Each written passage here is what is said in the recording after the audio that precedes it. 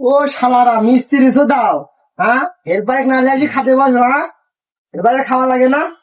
ওরে শালা, আমরা সেই কখন থেকে তোমাকে ডাকছি, তুমি তো কিছু চুষুক মারতে।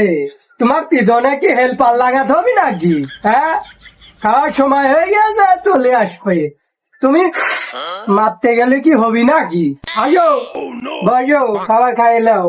ওরে হালা আদার না দিতে কিসের খাওয়া? বাড়ির মালিক যদি এখন ডাকে কি করবি? আরে শালা, বাড়ির মালিক কি কবে নি, কবনে তো আমি। তুমি শালা তামুকের ভিড়ে কোনছি পাশা পাতে খাই বেড়াতো। ও শালারা তাই বলে আর আমার হলো গরুর বাটির মাংসটা খুলিস না। শাক দিয়ে ভাত খাচ্ছি, তোর গরুর মাংস করতে পারলো আমি? তুই বাটি খুললে কেমন খাবো?